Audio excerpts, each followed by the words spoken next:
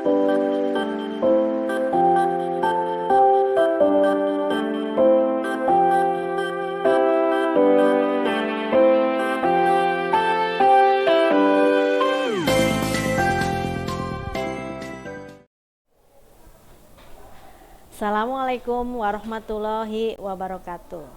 Selamat pagi anak-anak kelas 6. Apa kabarnya hari ini? Semoga kita selalu dalam keadaan sehat dan semangat ya.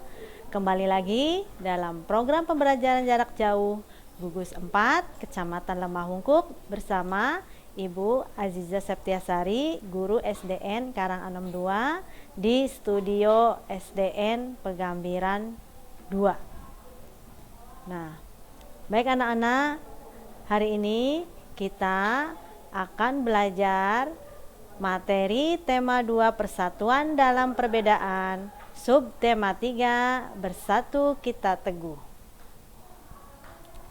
Nah, adapun tujuan pembelajaran hari ini ya anak-anak. Yang pertama, peserta didik dapat menyebutkan ciri-ciri kata baku dan kata tidak baku dengan benar. Kemudian yang kedua, peserta didik dapat mengembangkan informasi pada peta pikiran melalui tulisan dengan menggunakan kata baku. Tujuan yang ketiga, peserta didik dapat menentukan manfaat tumbuhan dan hewan bagi manusia dan lingkungan. Kemudian yang keempat, peserta didik dapat memahami makna proklamasi kemerdekaan bagi kesejahteraan bangsa. Tujuan yang kelima, peserta didik dapat menyebutkan manfaat persatuan dalam kehidupan Negara Kesatuan Republik Indonesia. Dan tujuan yang terakhir yaitu peserta didik dapat mengidentifikasi gerakan dan pola lantai pada tari burung merak. Nah, baik anak-anak, sudah siapkah kalian untuk belajar? Jangan lupa anak-anak, kalian persiapkan catatan bukunya ya anak-anak, kemudian ballpointnya kalian persiapkan. Nah, walaupun kalian belajar di rumah aja, tapi kalian harus tetap mematuhi protokol kesehatan dengan menerapkan 5M. Apa ya itu 5M? Baik. Nah, yang pertama, kalian wajib selalu menggunakan masker ya dimanapun kalian berada ya anak-anak, supaya untuk melindungi kita dari penyakit ya. Kemudian yang kedua, selalu kalian mencuci tangan dengan sabun dan air mengalir. Supaya apa anak-anak? Setelah kalian beraktivitas, kalian supaya mencuci tangan.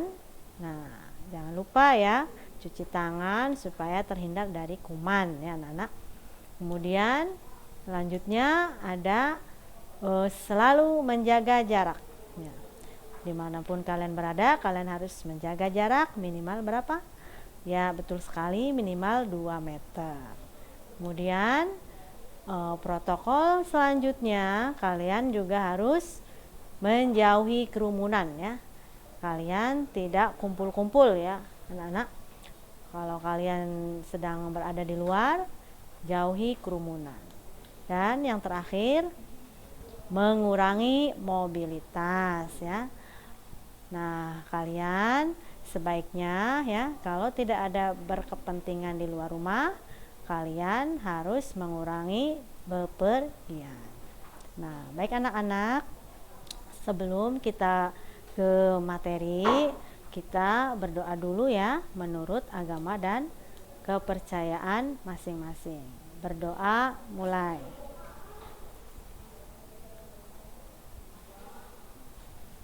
Berdoa selesai.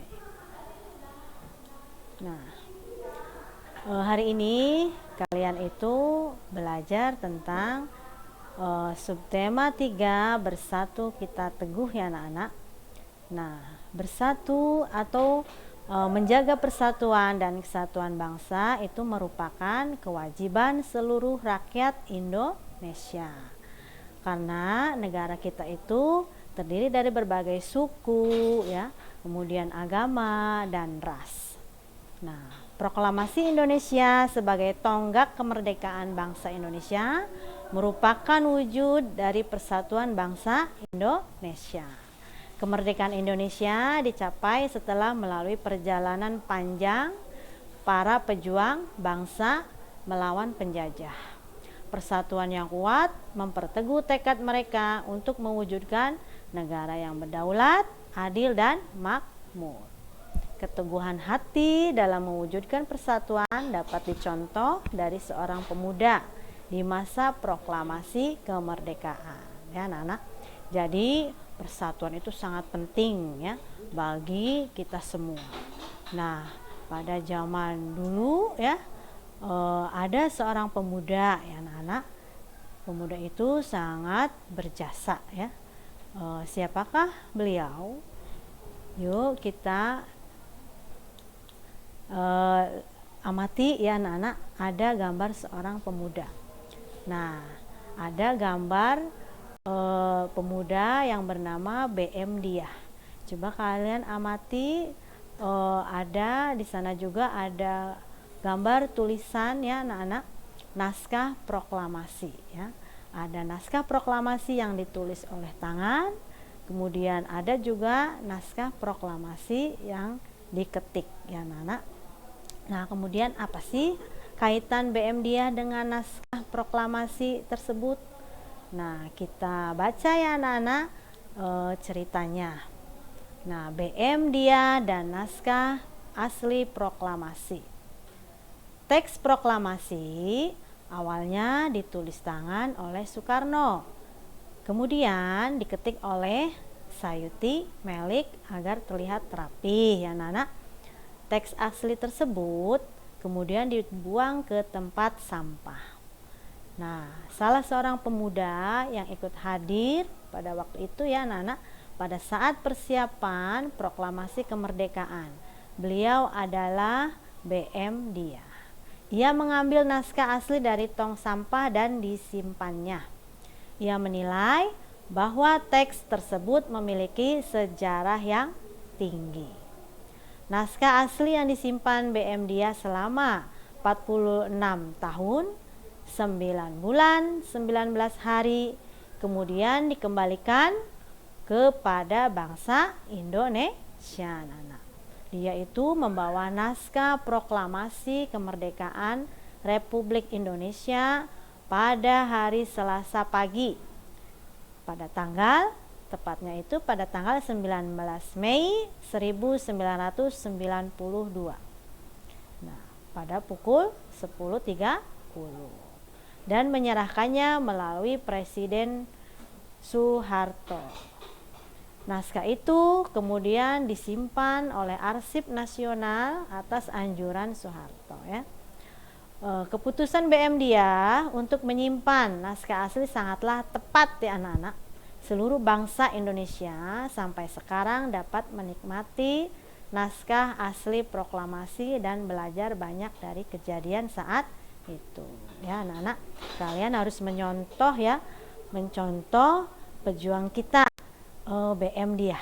Walaupun BM Dia itu tidak memegang senjata, tapi beliau dikatakan sebagai seorang pejuang ya anak-anak, karena dapat mengharumkan nama bangsa atau menyimpan arsip ya naskah proklamasi.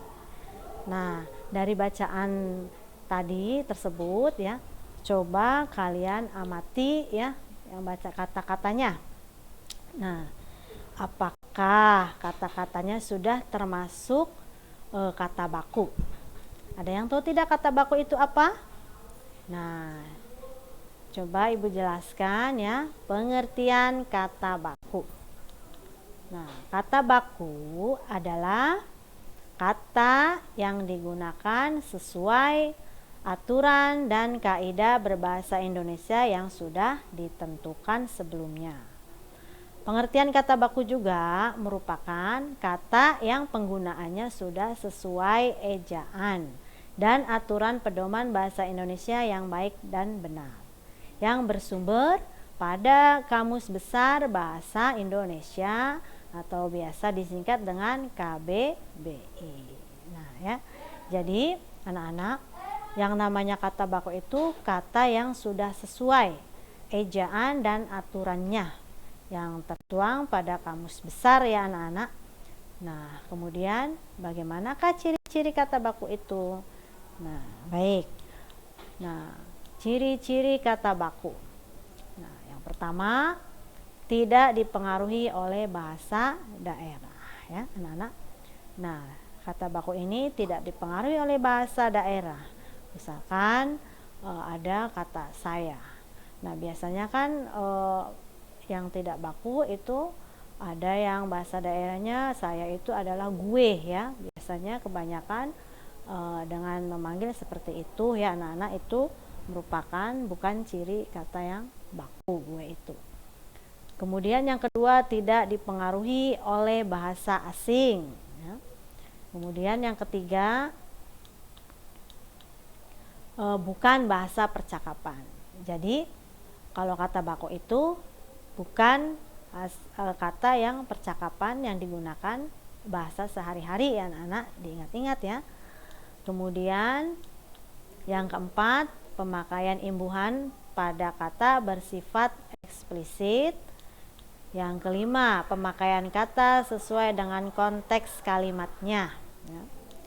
Kemudian kata baku bukan kata yang rancu. Jadi kata baku itu bukan merupakan kata yang rancu anak-anak ya. Nah, kemudian setelah kalian memahami ciri-ciri kata baku, apa sih fungsi dari kegunaan kata baku itu sendiri anak-anak? Nah, yang fungsi kata baku ya. Bahasa baku dalam bentuk tulisan atau bahasa lisan digunakan dalam berbagai keperluan ya, utamanya dalam aktivitas formal atau kegiatan resmi. Di antaranya yang pertama itu kata baku digunakan untuk komunikasi resmi anak-anak. Komunikasi resmi yang bagaimana ya? Nah, contohnya misalkan jika kalian kata baku tersebut bisa digunakan untuk surat menyurat antar lembaga. Contohnya itu misalkan surat dinas, surat niaga. Nah, kalau kalian pernah mendapatkan surat dari sekolah misalkannya anak-anak, itu kata-katanya menggunakan kata baku ya. Kemudian yang kedua, digunakan sebagai wacana teknis. Nah, contohnya misalkan kata baku tersebut digunakan untuk menulis buku-buku pelajaran ya anak-anak, kemudian membuat karya ilmiah, laporan resmi, itu semua menggunakan kata-kata baku. Kemudian yang ketiga, pembicaraan di depan umum. Nah, kata baku bisa digunakan di depan pembicaraan umum, contohnya seperti berbicara pada saat di perkuliahan ya anak-anak, kemudian berdiskusi secara ilmiah, itu juga harus menggunakan kata baku. Kemudian pada ceramah juga harus menggunakan kata baku. Kemudian yang keempat ya, fungsi yang keempat, pembicaraan sesuai situasi, kondisi, dan tempat. Jadi tempatnya di mana ya anak-anak dilihat. Kalau misalkan tempat atau sedang berada di acara rapat yang resmi ya harus menggunakan kata baku ya anak-anak. Tadi ya misalkan juga berbicara dengan orang yang lebih tua ya anak-anak. Contohnya kalian berbicara dengan ibu guru juga harus menggunakan kata baku ya, kata yang baik ya, yang sopan ya anak-anak. Kemudian orang yang dihormati, kepada orang yang lebih tua juga kalian harus berbicara dengan menggunakan kata baku atau yang baik dan benar ya. Nah, kemudian kata tidak bakunya apa ya Bu? Nah, untuk kata tidak baku ya, itu kebalikan ya, kebalikan dari kata baku anak-anak. Nah, kata tidak baku itu merupakan kata yang tidak sesuai dengan pedoman atau kaidah bahasa yang ditentukan ya.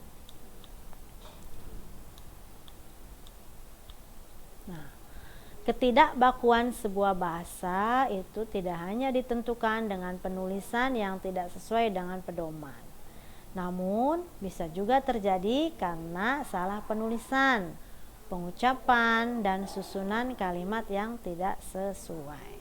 Nah, jadi kata tidak baku itu ya terjadi itu bukan karena penulisan itu tidak sesuai saja Nana, namun juga pengucapan salah juga bisa dikatakan, atau kalimat yang tidak sesuai juga bisa dikatakan kalimat atau kata tidak baku. Baik anak-anak. Nah, kemudian ciri-cirinya, ciri-ciri kata tidak baku yang pertama, biasanya digunakan dalam bahasa sehari-hari ya.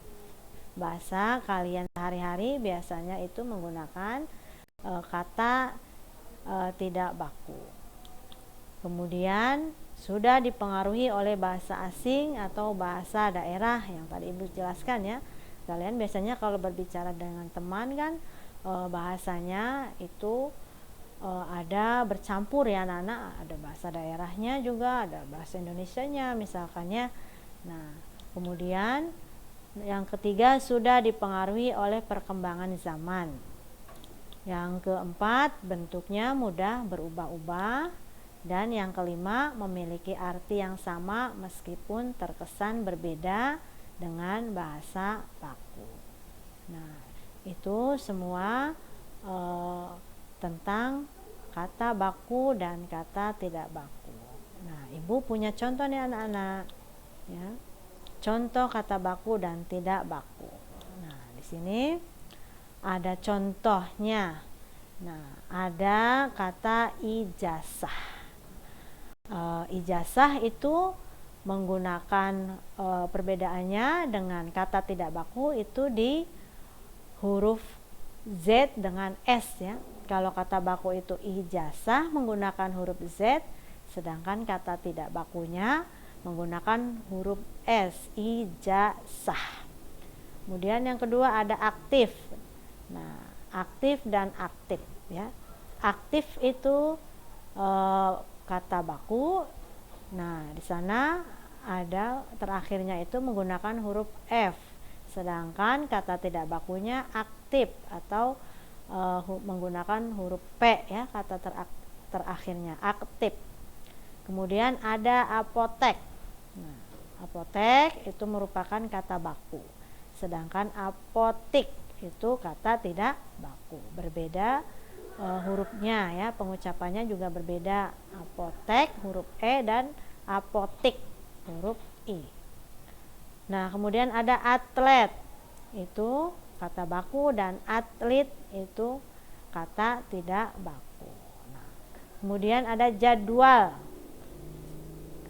Jadwal itu termasuk kata baku ya, menggunakan huruf W, jadwal. Sedangkan tidak bakunya jadwal, jadwal ya, U ya, menggunakan huruf U, jadwal. Kemudian ada cabai. Contoh selanjutnya ada kata cabai, cabai. Cabai itu kata yang baku ya, akhirnya I, sedangkan cabe ya. Nah, kalian kan kalau setiap hari, nah biasanya ada kalimat cabe rasanya pedas ya. Cabe rasanya pedas sekali ya.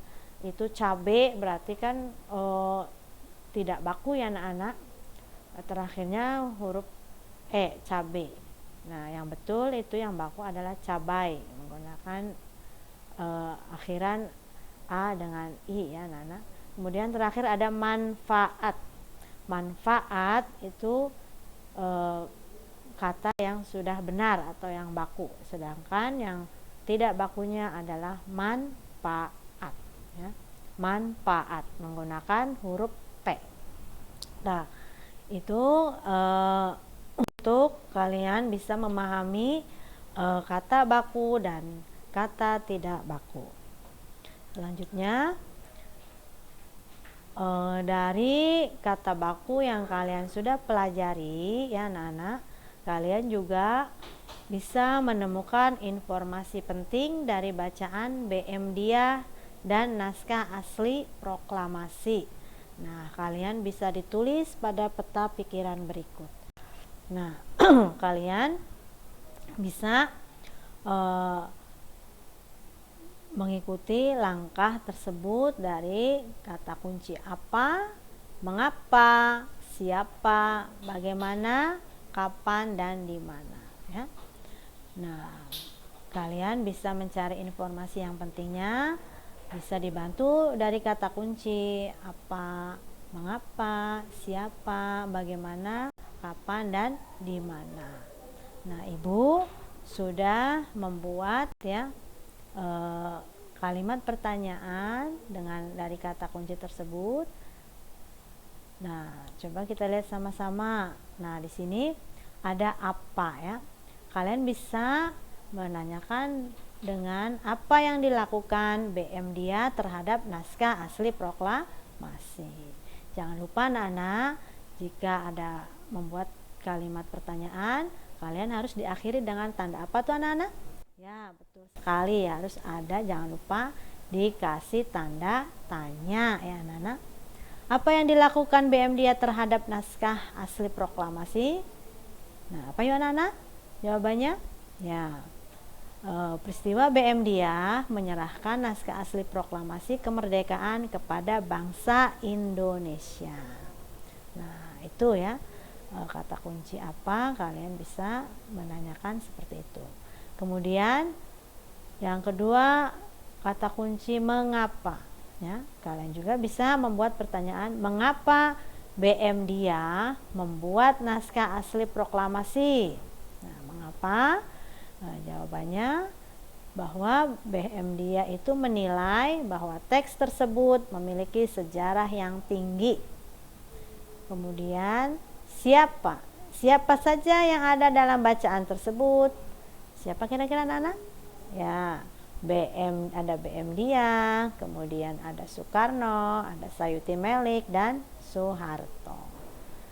Nah, kemudian bagaimana akhirnya setelah BM dia menyerahkan naskah asli proklamasi, seluruh bangsa Indonesia sampai sekarang dapat menikmati naskah asli proklamasi. Kemudian kapan BM dia menyerahkan naskah asli proklamasi? Nah, kalian sudah baca kan ya tadi, pada tanggal 19 Mei 1992. Kemudian di mana BM dia menyerahkan naskah asli proklamasi? Coba anak-anak di mana? Ya, tentunya di Jakarta. Nah, kalian bisa ya membuat peta pikiran ya, mencari informasi yang ada di bacaan tersebut dibantu oleh peta pikiran tersebut. Baik anak-anak, kita lanjut. Nah, untuk itu manfaat tumbuhan dan hewan bagi manusia dan lingkungan ya. Anak-anak, di sekitar kalian banyak sekali anak-anak tumbuhan dan hewan ya. Tentunya manfaatnya juga sangat banyak ya anak-anak bagi manusia dan lingkungan. Baik, kita akan mempelajari satu persatu bagaimana manfaat tumbuhan dan hewan bagi manusia dan lingkungan. Nah, ada gambar apa anak-anak ya? Nah, itu adalah di sini kalian akan mempelajari manfaat tumbuhan bagi manusia dan lingkungan. Yang pertama, ada gambar apa kira-kira ya? Nah, betul sekali ya. Itu adalah gambar lidah buaya ya anak-anak. Pasti kalian tahu semua ya lidah buaya. Nah, siapa coba yang di rumahnya ada tanaman lidah buaya? Nah, pasti semuanya ada ya, mungkin ada yang punya tanaman ini, karena tanaman ini sangat mudah ditemukan di sekitar lingkungan rumah kita. Nah, tanaman lidah buaya itu tanaman yang mampu bertahan di lingkungan yang kering, anak-anak. Kemudian apa sih manfaatnya untuk lingkungan? Nah, lidah buaya itu manfaatnya dapat menyerap polusi udara di sekitarnya ya. Ya, jadi polusi polusi itu bisa terserap oleh tanaman tersebut, sehingga di sekitar kita karena diserap oleh lidah buaya tersebut, maka kalau ada di rumah kita menjadi bersih ya anak-anak, karena polusinya terserap. Kemudian selain itu, lidah buaya juga bermanfaat bagi manusia ya anak-anak. Untuk apa ya? Nah, ya, jika kalian terjatuh misalnya ya dari sepeda, kalian bisa untuk sementara pengobatannya menggunakan daging dari lidah buaya ya. Lidah buaya itu bermanfaat untuk penyembuhan luka luar. Kemudian yang kedua, ada tumbuhan apa itu anak-anak? Ya, pintar. Ada beluntas ya. Pasti kalian di rumah juga ada ya tanaman tersebut, tanaman beluntas ya. Biasanya tanaman ini hidupnya atau tumbuh di daerah yang kering, tanah keras dan berbatu. Tingginya itu bisa mencapai 3 meter anak-anak. Nah, kemudian apa sih manfaat untuk manusia dari tanaman beluntas ini? Nah, manfaatnya banyak digunakan oleh manusia sebagai tanaman pagar atau pagar hidup ya anak-anak. Nah, selain bisa berguna untuk pagar hidup, juga untuk memperindah halaman rumah kalian ya anak-anak. Baik, selanjutnya. Nah, selanjutnya ada apa anak-anak? Siapa yang tahu? Ya, betul sekali, ini tumbuhan tersebut adanya di pinggiran pantai ya anak-anak. Nah, ya, ini adalah tumbuhan bakau ya. Nah, tumbuhan bakau ini memiliki akar ya anak-anak. Tuh, ada akarnya yang panjang ya, akar tunjang. Itu fungsinya untuk menahan tumbuhan dari terjangan ombak ya. Jadi kalau tumbuhan tersebut terkena ombak itu tidak akan cepat mati anak-anak, karena dilindungi oleh akar tunjang. Kemudian ada manfaat hewan. Yang tadi sudah tumbuhan, sekarang hewan bagi manusia dan lingkungan. Nah, kira-kira hewan apa ya itu? Nah, ya, itu adalah hewan cacing ya anak-anak. Cacing. Nah, memang terlihat geli ya bagi kita anak-anak, tapi cacing tersebut sangat bermanfaat sekali untuk lingkungan ya. Yaitu cacing itu bisa kotoran cacing itu dapat membuat tanah menjadi subur. Nah, sehingga tanaman yang ditanam di tanah yang tadi ya, yang sudah diinikan cacing, itu akan menjadi subur ya.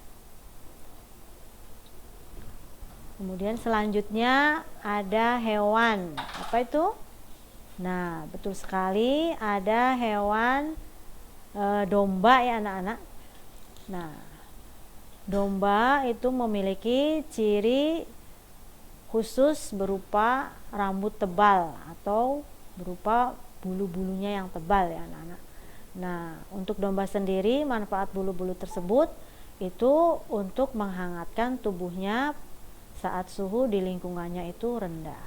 Kemudian manfaat untuk manusia apa ya?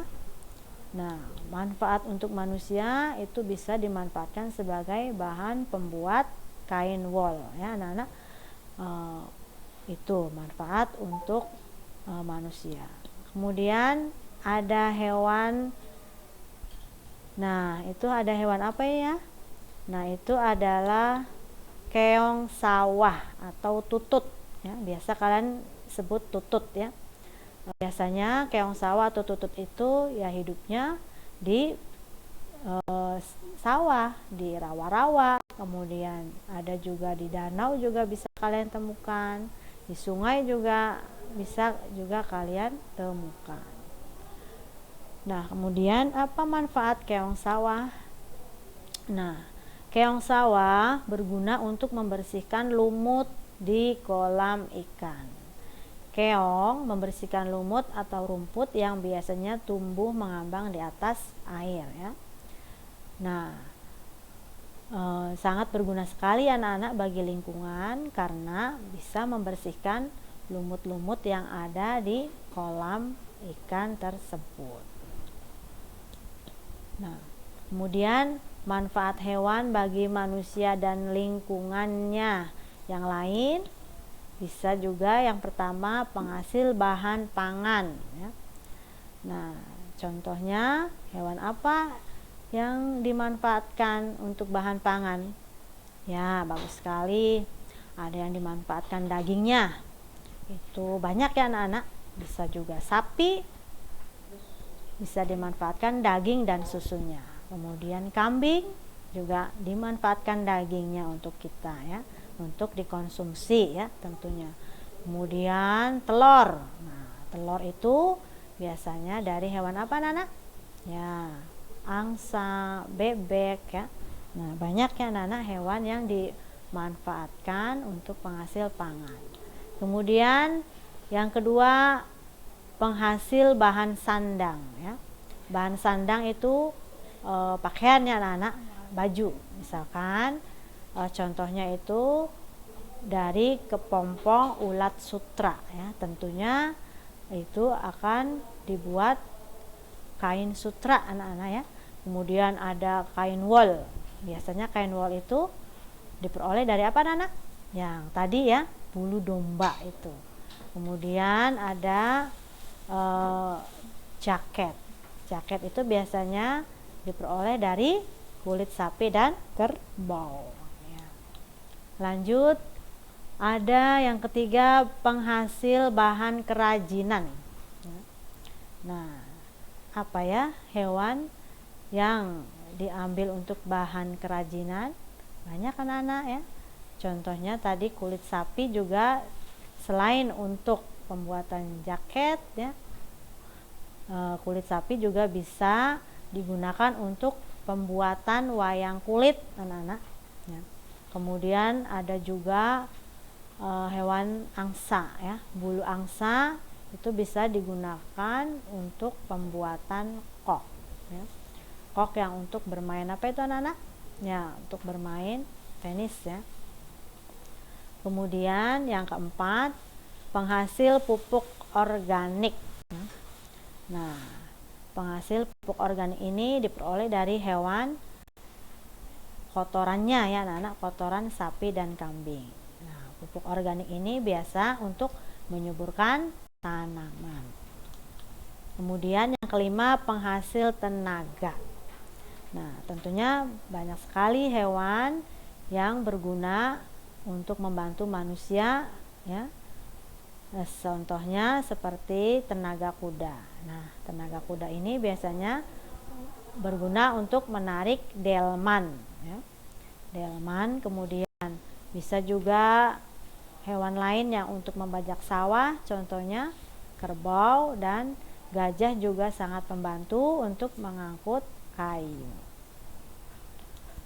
Nah, kemudian manfaat tumbuhan lainnya yang bisa digunakan untuk manusia, yang pertama bahan makanan ya. Tumbuhan itu bisa digunakan untuk bahan makanan, contohnya seperti bagian batang, daun, bunga, buah dan biji ya. Bagian daunnya biasanya itu contohnya itu daun apa anak-anak yang bisa untuk bahan makanan? Nah, pintar ya. Ada daun pandan ya. Daun pandan itu bisa digunakan atau pengharum makanan. Kemudian yang kedua, penghasil bahan sandang ya.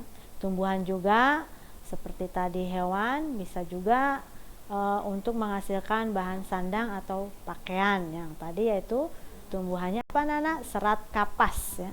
Serat kapas itu untuk membuat kain katun. Yang ketiga ada bahan bangunan. Nah, bahan bangunan tumbuhannya itu pastinya ada, contohnya itu ada kayu, pohon jati. Nah, pohon jati itu pohon yang sangat bagus ya anak-anak, sangat kokoh ya. Nah, pohon jati ini banyak gunanya ya, bisa untuk pembuatan misalkan untuk rumah ya, atap rumah, kemudian bisa juga untuk pembuatan mebel ya, kursi, meja ya. Kemudian juga ada pohon kelapa, pohon meranti ya. Itu semua untuk bahan bangunan. Yang keempat ada bahan obat ya. Manfaatnya untuk bahan obat contohnya itu ada tumbuhan atau tanaman jahe. Nah, tanaman jahe itu biasanya untuk mengobati batuk. Kemudian ada daun kumis kucing ya untuk mengobati ginjal, daun jambu biji untuk diare. Nah, kelima bahan baku industri ya, biasanya untuk pembuatan bahan, kemudian ada getah pinus untuk cat, kelapa sawit untuk pembuatan minyak goreng dan lain-lain. Nah, kemudian ada bahan pewarna alami ya. Kalian bisa temukan pada tumbuhan sawi ya, untuk warna apa? Ya, hijau, kemudian wortel untuk orange dan kunyit untuk warna kuning. Kemudian untuk menjaga kualitas air, contohnya tadi tanaman bakau untuk menyaring alami dari air laut menjadi air tawar. Nah, itu ya anak-anak. Kemudian setelah proklamasi kemerdekaan, bangsa Indonesia menjadi bangsa yang merdeka, anak-anak. Merdeka dari segala bentuk penjajahan. Setiap warga negara berhak untuk menikmati kemerdekaan tersebut, namun berkewajiban pula untuk menjaga kemerdekaan. Kemerdekaan yang diraih dapat mewujudkan rakyat yang makmur dan sejahtera, karena mereka bebas berkarya dan menambah wawasannya. Nah, setelah merdeka, bangsa Indonesia atau rakyat Indonesia itu berhak menikmati ya kemerdekaan itu. Nah, apa saja sih yang dinikmatinya? Nah, yang pertama, nah, ada gambar apa anak-anak? Ya, gambar pelajar ya. Nah, rakyat Indonesia berhak dengan setelah adanya kemerdekaan berhak memperoleh pendidikan yang layak. Semua harus diwajibkan untuk bersekolah atau belajar. Kemudian yang kedua ya, setelah merdeka rakyat Indonesia berhak untuk memperbaiki perekonomiannya ya anak-anak. Dengan apa caranya? Ya, dengan ada yang berjualan di pasar ya, untuk melakukan kegiatan ekonomi dan meningkatkan kesejahteraannya. Kemudian setelah merdeka selanjutnya pemerintah wajib ya mensejahterakan dengan membuka lapangan pekerjaan dan mengurangi pengangguran ya. Kita itu diberi pemerintah untuk bekerja ya, membuka lapangan pekerjaannya. Baik, sejarah menunjukkan bahwa bangsa Indonesia berhasil meraih kemerdekaan karena adanya persatuan dan kesatuan. Nah, berikut manfaat persatuan dan kesatuan bagi negara kesatuan Republik Indonesia. Yang pertama, bangsa Indonesia menjadi bangsa yang kuat dan maju. Nah, jadi manfaat persatuan itu dan kesatuan bangsa Indonesia menjadi maju dan kuat. Kemudian pembangunan nasional akan berjalan dengan lancar, aman, dan cepat. Yang ketiga, kesejahteraan masyarakat akan tercapai secara adil dan seimbang. Yang keempat, bangsa Indonesia terhindar dari perselisihan. Dan yang terakhir, persatuan antar warga negara terjalin semakin erat ya. Nah, sudah ada buktinya anak-anak ya, bahwa persatuan dan kesatuan itu ya anak-anak membuat bangsa Indonesia itu terhindar dari perselisihan ya, permusuhan ya. Dengan adanya persatuan, persaudaraan antar warga itu terjalin semakin erat. Nah, sekarang kalian akan belajar pola lantai dan gerakan tari merak. Nah, tari merak merupakan tarian daerah yang berasal dari Jawa Barat. Nah, gerakan tari merak termasuk gerakan tari klasik, yaitu gerak tari yang menirukan kegiatan manusia atau hewan yang terpilih dan mempunyai pola-pola gerakan. Nah, itu adalah nah berikut biasanya tari merak tersebut diperagakan secara berkelompok. Nah, coba kalian perhatikan gerakan dan pola lantai dalam tari merak. Ada gerakan pertama, ya. Gerakan pertama itu pola lantai horizontal. Nah, di sini anak-anak, coba kalian lihat penari itu berkelompok ya anak-anak, kemudian membuat formasi bentuk garis lurus ke arah samping dan membuka ya kedua tangannya. Itu pola lantai horizontal. Kemudian gerakan yang kedua ada pola lantai garis lurus atau diagonal dan saling berhadapan. Kemudian gerakan yang ketiga masih pola lantai garis lurus berlawanan, saling berlawanan arah. Dan gerakan yang keempat yaitu ada pola lantai garis melingkar ya. Penari melakukan gerakan secara melingkar dan menghadap ke arah luar. Nah, itu semua contoh gerakan-gerakan dari tari burung merak ya anak-anak. Nah, yuk kita lihat tarian burung merak yang Ibu video ini tayangkan.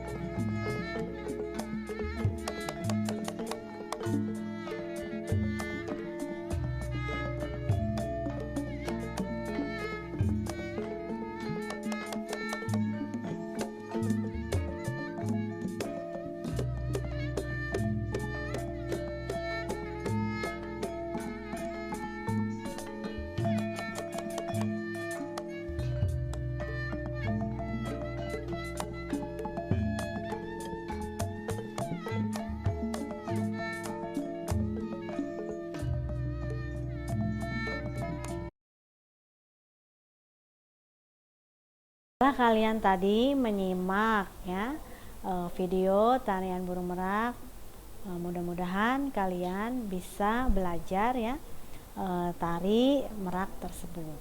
Nah, untuk pembelajaran hari ini ya mungkin Ibu cukupkan sekian ya. Untuk kesimpulan, yang pertama tadi kalian sudah belajar kata baku ya, kata baku ya, kata yang digunakan sesuai aturan dan kaidah berbahasa Indonesia yang sudah ditentukan sebelumnya. Sedangkan kata tidak baku adalah kata yang tidak sesuai dengan pedoman atau kaidah berbahasa yang ditentukan. Kemudian kalian juga sudah belajar manfaat hewan dan tumbuhan bagi manusia. Di antaranya tadi sebagai bahan pangan, kemudian bahan sandang, bahan obat, penghasil pupuk organik, bahan baku industri. Dan kemudian yang ketiga, tadi kalian juga sudah belajar tentang persatuan dan kesatuan ya, bangsa Indonesia berhasil dalam meraih kemerdekaan. Dan kalian juga sudah belajar tari merak yang merupakan tarian daerah yang berasal dari Jawa Barat. Tari merak diperagakan secara berkelompok. Nah, mungkin itu saja pembelajaran dari Ibu. Terima kasih telah menyimak pembelajaran jarak jauh gugus 4 Kecamatan Lemahungkuk. Sampai jumpa di pembelajaran selanjutnya dan tetap patuhi protokol kesehatan. Wassalamualaikum warahmatullahi wabarakatuh.